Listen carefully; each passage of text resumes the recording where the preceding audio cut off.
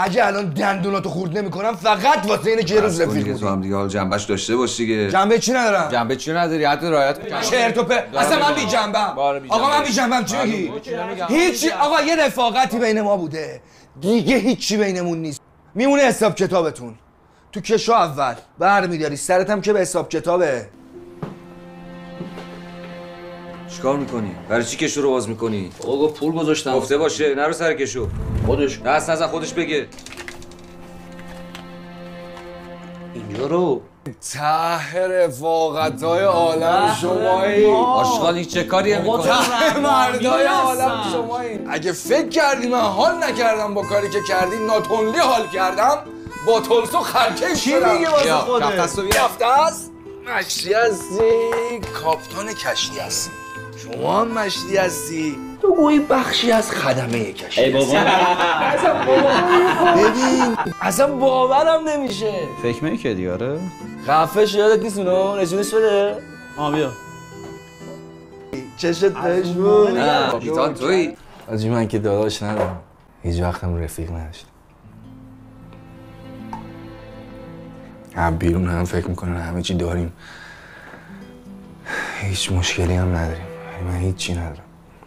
ولی الان همه چی دارم با شما. جان هر کس که دوست دارین. یه روزی خواستین نارفیقی کنین، بپیچین، خیانت کنین، خودتون برین. من اصلا ندارم. من اصلا حاجی طاقت این که شماها رو دیگه از دست بدم. با ول کن دیگه تو هم. جون داداشم بغض کرد. بابا فیلمشه این از کارا بلد نیست. نکن آقا اصلا من برای این نیست گریدم که. برو بابا. من فکر میکردم تو شرکت داری، ماشین داری، بنده خدا هیچی نداری که. اینا همش مال باباسه. شو ولی ترکم نکن. بیا ببینیم چی. بیا بیا آقا یه چیزی خلاصه. یه دقتش کن. جونو من یه دقتش کن. الان یه چیزی یادم رفت.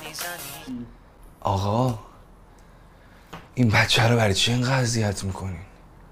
کیو؟ خلیلو. کیو؟ کارش نکنی. 2 دقیقه اومدیم حال کنیم. بارباد رفیقمونه. برای چی اینقدر کارش میزنین دارم؟ تو من پلش؟ حواش دارم. گناه داره. حواش ببین. دارم، به من نمیچسبه یه حرفا داشت. نکن. ببین پس کرم توه. ما یا یکی رفیقمونه یا دشمنمونه، یا اصلا کاری باش. خب چیکار باید بکنم؟ رفیقمون هست یا نه؟ آقا اصلا رفیق با کار فرق داره. هرچی اصلا حق نداری بهش بی‌احترامی کنی. اون از این لحظه به بعد زیر پرچم منه. آقا تو مگه مسئولیت این کار آقا تو داداش من هستی یا نه؟ بریم. من مخلصم. بفرما.